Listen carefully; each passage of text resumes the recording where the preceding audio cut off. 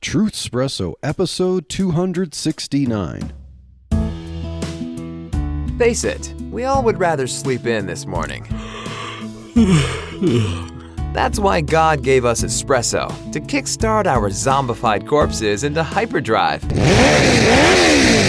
And now, giving your mind and soul the morning shot of truth it craves. This is Truth Espresso with Daniel Minnick.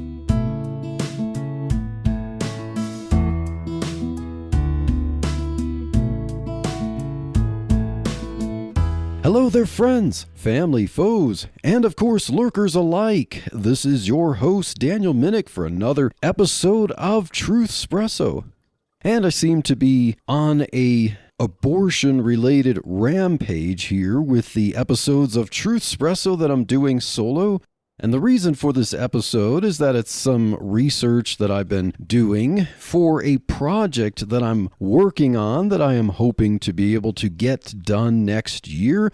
I'm not going to make any oaths for that, but I'm really hoping that I will be able to get it done next year, but part of that project involves research around the infamous and controversial Margaret Sanger. And so that's what this episode will be about, because when we see a lot of the recent politics, especially as we talked about the Ohio Issue 1 that passed in the last election, pretty much granting unfettered, unlimited abortion in a red state that essentially banned abortion except for in the cases of heartbeat being detected and stuff like that. So it wasn't a perfect abortion ban, but it's interesting now to go from a heartbeat law to having abortion on demand virtually up until birth enshrined in the state constitution.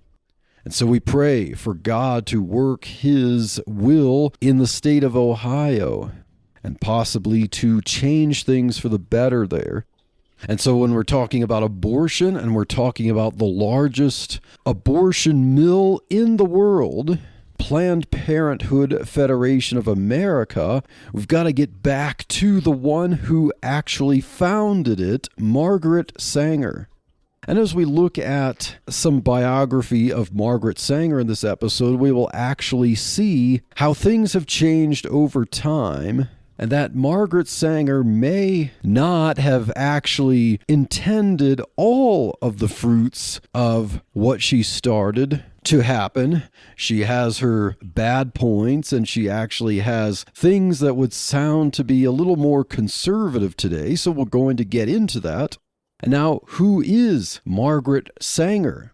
So Margaret Louisa Higgins, so her maiden name was Higgins, Margaret Louisa Higgins was born in 1879, and she was essentially a middle child.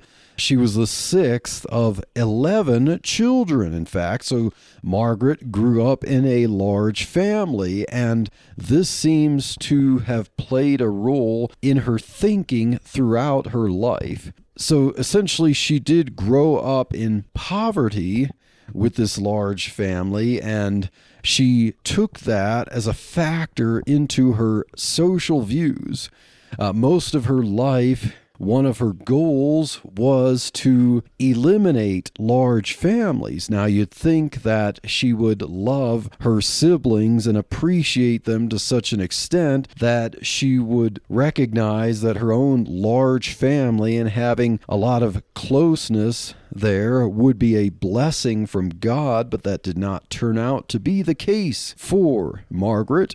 And her father was not someone who had a very strong work ethic, because although her father grew up Irish Catholic, he basically rejected his Christianity in favor of socialist views. So he was part of the Socialist Party. He would slack off in his work because he wanted to spend as much time as he could jabbering about his socialist views. And he preferred to drink alcohol and talk politics instead of working hard. So one can see that Margaret's father and his own views and his own lack of work ethic can be said to have contributed to Margaret's poverty that she experienced. It wasn't just that she had a large family, but we'll see that Margaret seemed to adopt her father's views on politics and not really see that lack of a work ethic and socialist worldview is what encourages poverty, not so much the size of one's family. So we see a little bit of irony there on the part of Margaret. Now, when Margaret Higgins was young, she would see children in other families that had fewer siblings, and she would kind of look longingly on them because it seemed like they had a better quality of life, whereas she would have to do a lot of chores to make ends meet, milk cows and such. And so, once again, comparing her type of life with what she would see in smaller families made her think that the large family was kind of a holdout from days of yore and an unnecessary burden on society. So Margaret had 3 other sisters, and the rest of her siblings were boys, and she and 2 of her sisters attended Claverick College. And after graduating, Margaret taught first graders in New Jersey. She only taught first grade for a little bit, and her job ended when she moved back home to take care of her sick mother. Margaret saw her mother succumb to tuberculosis at around 50 years old. Some sources say 50, some say 49, some say 48. So around there is when Margaret's mother died of tuberculosis. But Margaret saw the ailment of her mother as a weakness that her mother had. Like, why did she contract tuberculosis and succumb to it at such a young age? It must have been because of the 18 pregnancies that she had that weakened her body unnecessarily. It was the curse of childbearing and pregnancies, unwanted pregnancies, unnecessary pregnancies that deprived her of the quality of life that women deserved. And so Margaret saw her misfortuned mother as someone who suffered from misogyny, suffered from a lack of freedom for women, and Margaret wanted to provide the solution to it, and that was going to be her life's goal, to help women have a higher quality of life so that they could live longer, bear fewer children, and be more independent, not be under the thumb of pregnancies and childbirth that they might not want, and that they would therefore also be wealthier. Now, when Margaret's somewhat negligent father expected her to take over her mother's duties, so basically replace her mother's role in the house there, Margaret left with 2 of her older sisters. She knew that this was not the life for her. Now, Margaret was very interested in medicine, and she wanted to be a doctor. But while she was studying medicine to be a doctor, she switched to nursing, and she enrolled in medical courses at White Plains Hospital. When she finished her credentials at the Manhattan Eye, Ear, and Throat Hospital, she met and wed an architect by the name of William Sanger. So kind of basically at a party hosted by the hospital there, she met him. I think that's what it was. So Margaret and William Sanger had 2 sons named Grand and Stuart, and also the 3rd child was a daughter named Margaret, so a Margaret Jr. there. Though the junior Margaret would die later in early childhood, and we'll get to that in a little bit. Now, Margaret Sanger, the senior, herself struggled with tuberculosis.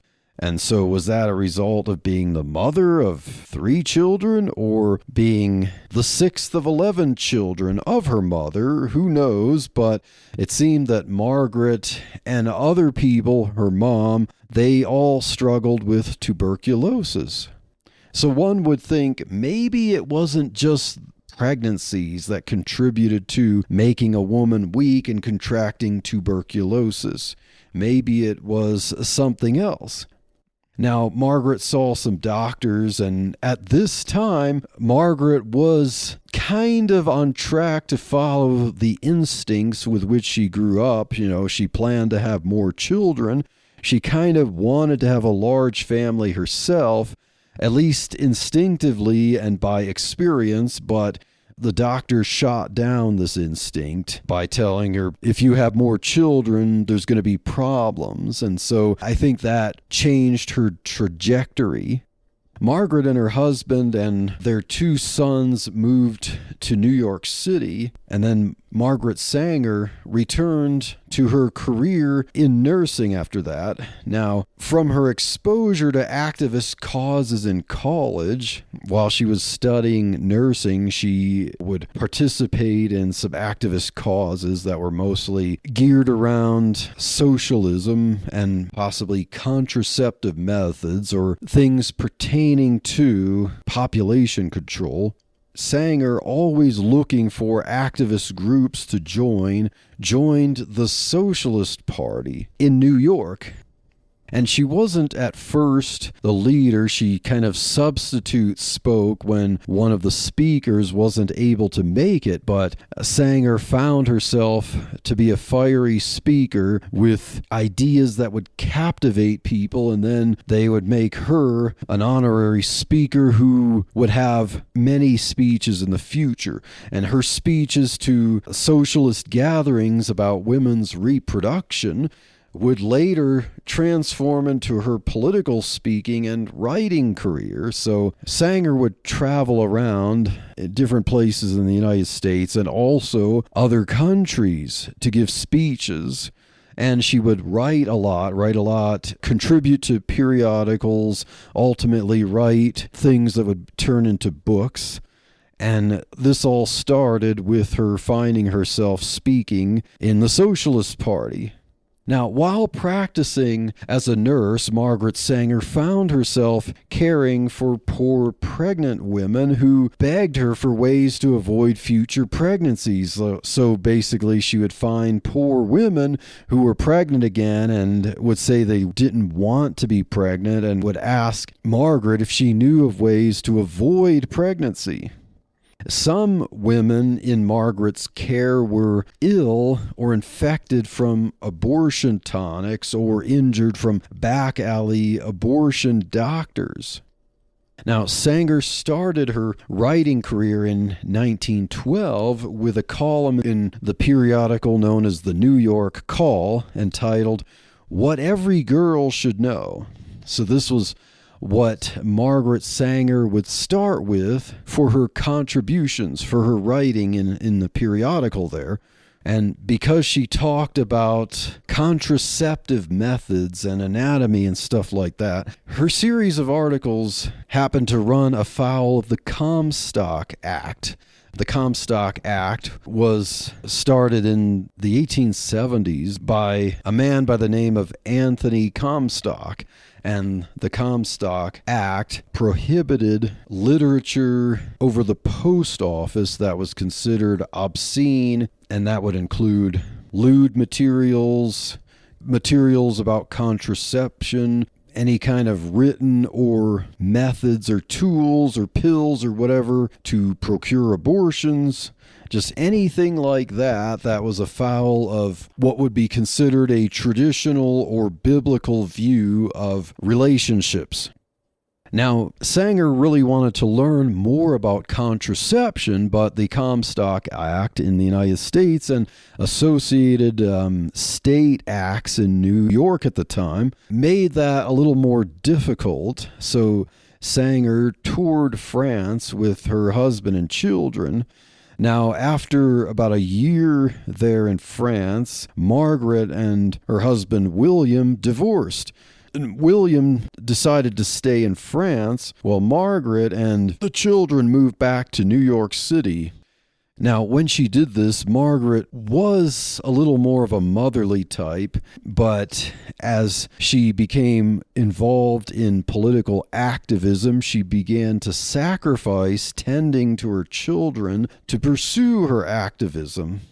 And unfortunately, as much as she probably would not have wanted to admit it, she was becoming more like her father. She was ever the idealist for society, but loath to her own offspring. And, one would really think that Margaret should have put two and two together and realized that some of the reason for the problems she experienced in her childhood was because of socialist beliefs and a father who wanted to talk about that and drink rather than realize his place to work hard and care for his family. So, one of the problems with socialism is to focus so much on loving humanity and society in the abstract with idealism, but really not care about the faces that you see every day. Now, in 1914, Margaret Sanger published her own magazine called The Woman Radical. And in one of the articles of this magazine is where Sanger coined the term birth control. So you've heard of the term birth control. Well, it began with Margaret Sanger in 1914 in an article for The Woman Radical. Her explicit details of contraception in The Woman Radical brought Margaret Sanger in legal trouble with the Comstock Act. So she was federally convicted with a prison sentence, and then to avoid the sentence, she escaped to England. But, Margaret was always the determined activist. So even while she was en route to England, she found a publisher ally in New Jersey, communicated with him, and to print and to widely distribute her pamphlet about contraception called Family Limitation. So while in England, Margaret Sanger researched contraceptive methods some more to battle her conviction in the United States. She also, while in England, joined the Neo-Malthusian Society, which believed that overpopulation led to poverty.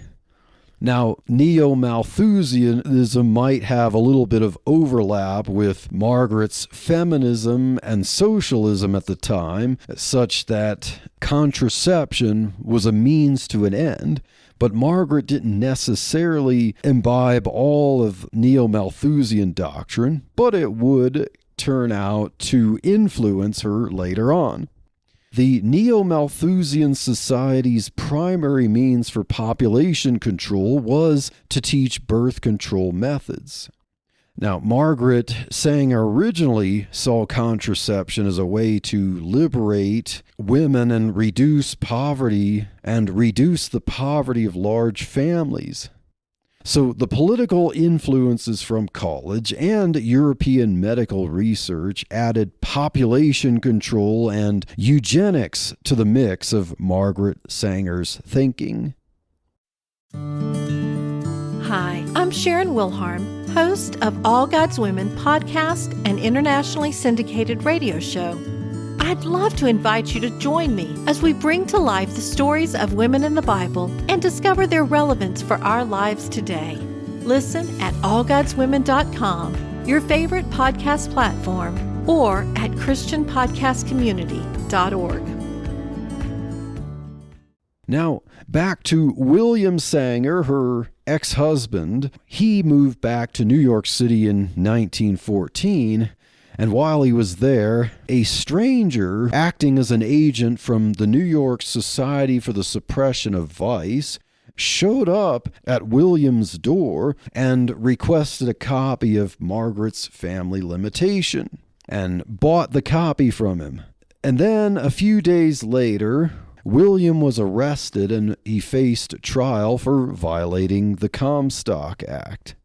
Now, yeah, we could see that there was some underhandedness of the regime at the time, even if it was allegedly for prudence. perhaps they shouldn't do stuff like this and act like spies and try to trick people into getting in trouble and stuff. But nevertheless, with a choice of a month in prison or a fine, William Sanger chose prison to fight a political battle.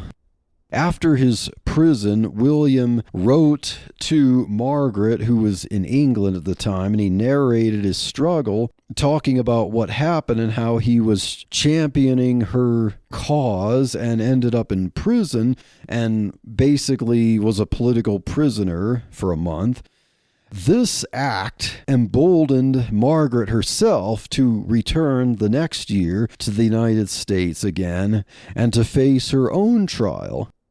Now, Margaret was instrumentally involved in founding what was known as the National Birth Control League for the purpose of promoting birth control methods such as what are called diaphragms, and also to research pills and stuff like that. But the National Birth Control League refused to support Margaret Sanger in her trial because they wanted to win legally. They didn't want to win by thumbing their nose at the law, but Margaret herself was skirting the law. So Margaret lost the support of her own organization there in her efforts in her trial.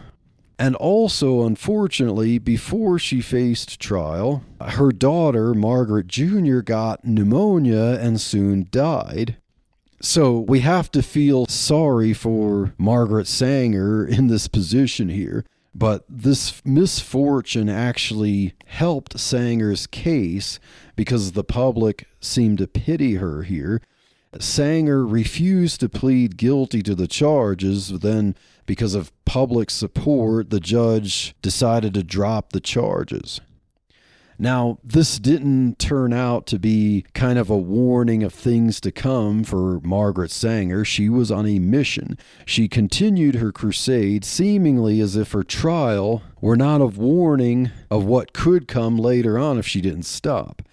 On October 16th, 1916, Margaret Sanger, one of her sisters, and an interpreter from Chicago started a birth control center in Brooklyn, New York, and they plastered the area with ads. Now, of course, this seemed to be kind of begging for the Comstock Act again. And after 10 days of treating about 400 women with her clinic, Sanger and her colleagues were arrested. After an overnight stay in jail, Margaret Sanger resumed the clinic the next month and faced arrest again. Her trial this time sentenced her to 30 days in prison. So, if the first trial in which the charges were dropped were a warning to her, she didn't heed that warning and she was determined to be a political prisoner. When Margaret finished her 30 days in prison, she appealed the decision on her release. In the appeals trial, which was in 1918, she gave the judge a copy of a treatise that she wrote entitled The Case for Birth Control. And in this book-length exhibit, Sanger explained her view that poor, large families didn't have access to birth control, but smaller, wealthier families benefited from it. In other words, it wasn't that birth control itself was a problem. It was just that only the wealthy people seemed to have access to it because it was kind of a luxury item at this time, and that they benefited financially and with quality of life because they had something that would prevent unwanted pregnancies. Now, as a result of this trial, although Margaret didn't get her charges appealed, the judge in the ruling said that licensed physicians could prescribe contraceptives for married couples for medical emergencies. So although that seemed to be a very minor victory, that was enough for Margaret Sanger to have some legal clout. Because if licensed physicians could prescribe contraceptives, that opened the door for Margaret to pursue her contraceptives, provided that she had licensed physicians who would cooperate with her. Sanger seized this opportunity from her bittersweet case by adding licensed physicians indeed to her practices. In 1921, Sanger founded the American Birth Control League and served as the president until 1928. In 1922, the year after founding the American Birth Control League, Margaret Sanger married her second husband, an oil tycoon by the name of Noah Slee. Of course, she was going to find someone who shared her ideas and also had money to fund her pursuits. But it's interesting that her name remains Margaret Sanger in history and not Margaret Slee. Margaret Sanger also traveled to Asian countries during the 1920s. So she traveled in 1922 to teach her birth control ideas. In 1923, Margaret opened the first legalized birth control clinic in New York City called the Clinical Research Bureau, and then later that was renamed the Birth Control Research Bureau. In 1939, the two organizations that she started, so the American Birth Control League and the Birth Control Research Bureau, merged together. They joined together to become the Birth Control Federation of America. And then later in 1942, the name changed to Planned Parenthood Federation of America. Now, Margaret Sanger herself wasn't in favor of this name change because she believed that Planned Parenthood kind of obscured the very specific political mission that she wanted. The bold purpose of the organization in her mind was always about birth control and not a very kind of general name that seemed more polite called Planned Parenthood.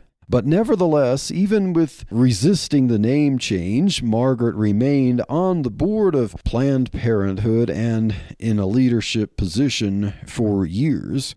Now, Sanger, over the years, apparently adapted to the Planned Parenthood name. In 1946, she collaborated with compatriots in other countries to form the International Committee on Planned Parenthood. And the group grew and became the International Planned Parenthood Federation in 1952. Margaret Sanger ultimately passed away in 1966. And of course, we know that 1966 is a mere few years before the landmark Roe v. Wade decision in 1973 that would make abortion a secular sacrament. Before that, you had Griswold versus Connecticut, which expanded contraception from married couples to cohabiting couples and stuff like that. So we have this slippery slope from Margaret's contraceptive push to get it into the hands of and to enable people to have relationships and to prevent pregnancies without being married. And ultimately, not everyone uses contraception, and so abortion was becoming popular. And then we have Roe v. Wade in 1973, and we all know what happened with that for the next 49 years to shape culture, to turn a blind eye to abortion. And then now with the Dobbs versus Jackson Women's Health decision in 2022, those of us who believe that babies should not be killed in the womb have a battle on our hands to convince the culture that this is wrong, that we should have a culture of life because God created the world. We're created in the image of God, and you don't kill innocent humans. So now let's look at what Margaret Sanger had to say about abortion. Because to see Planned Parenthood today, the manifestation of Planned Parenthood today as the world's largest abortion mill, you might be shocked to learn that Margaret Sanger herself was not a proponent of abortion. She didn't speak very favorable to it. In fact, Margaret complained that the Comstock Act treated contraception and abortion as if they were both wrong and kind of the same thing.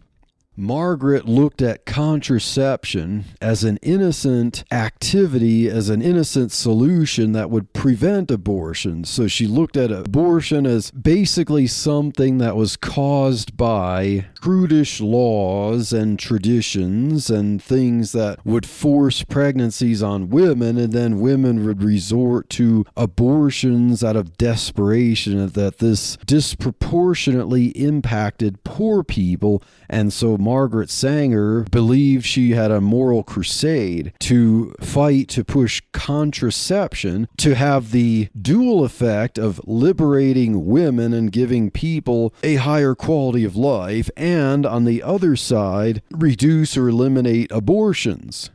And Margaret Sanger herself did speak lowly of abortion. So to a Berlin, Germany audience in 1927, Margaret said, quote, "Birth control has always been practiced, beginning with infanticide, which is abhorred, and then by abortion, nearly as bad. Contraception, on the other hand, is harmless," unquote. Now, this is from her autobiography. I'll provide a link to that in the show notes. Sanger also, when talking with a German doctor, said, quote, "Abortion was a ridiculous substitute for contraceptives," unquote. Yet the doctor favored abortions because he believed they could control women more with them. So the German doctor favored abortions over contraceptives because he thought that men could control women more with abortions, or the state could control women and manipulate them more because they had the means to provide abortions, whereas contraceptions would break away women's dependence on them. So when you want to think about what led to National Socialism, Nazi thought at the time, think Nazis favored abortions, okay? The Third Reich in Germany favored abortion as a way to control women. So it kind of want to say, put that in your pipe and smoke it. If you think abortion is a way to liberate women, that wasn't the thought of totalitarians at the time of Margaret Sanger. When Margaret Sanger was in Crimea, and when a Russian man confused Margaret Sanger's birth control, as she called it, for abortions, Margaret replied, quote, "No, that's abortion. We don't want that. Birth control is different," unquote. Sanger lauded the success of contraception in the Netherlands, which she saw as a model for the United States. She said that what she witnessed was that contraception in the Netherlands reduced both abortions and late miscarriages. So one can see from Margaret's thought that contraception was indeed a moral thing. It prevented death, it prevented poverty, it prevented miscarriages and abortions in her mind. So even if Margaret Sanger was wrong on this contraception thing, at least looking into her mind, we could see why she fought so hard as she did. Margaret was convinced of the virtue of her fight in court because she believed contraception would prevent abortions, among other results that would cause women to be, quote, "physically damaged and spiritually crippled," unquote, in her words. Her means of birth control would save women from what she called, quote, "the most barbaric methods," unquote, such as what she called infanticide and abortion. So she refers to infanticide and abortion in the same thing as barbaric methods.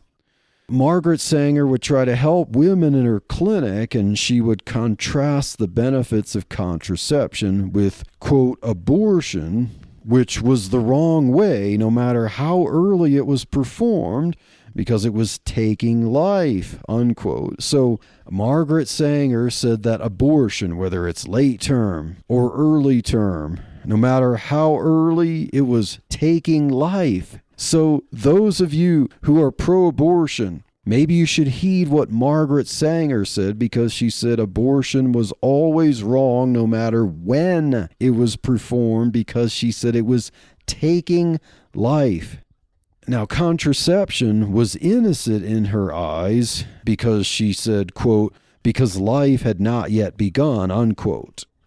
So truly, Margaret Sanger believed her crusade for contraception was pristine and virtuous, and one benefit among many would be to reduce or eliminate abortion as a means of birth control. So one must wonder what Sanger would think of Planned Parenthood today, the organization she pioneered, because today we see that it callously dismembers and discards unborn babies to rake in billions of dollars of blood money. Would Sanger blush if she were to see the Planned Parenthood of 2023? The Planned Parenthood of post-Roe? Now, I haven't talked about whether contraception in general is wrong, just what Margaret Sanger thought about it. I could talk a little bit about that later, but we see that Margaret Sanger was not a fan of abortion. So this is the end of part 1 of talking about Margaret Sanger. And it sounds a little bit, as I've discussed, as if I'm actually kind of cheering her on. Trust me, I'm not. Because we haven't gotten into some of the things that Margaret Sanger has said, such as her ideas of eugenics and population control, and some of the things that she believed contraception would be able to usher in her model for the world.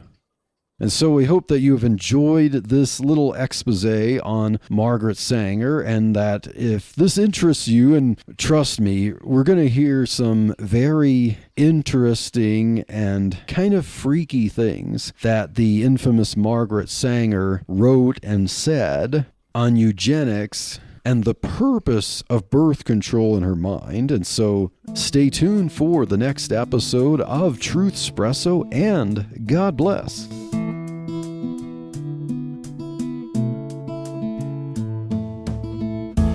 Thank you for waking up with Truth Espresso.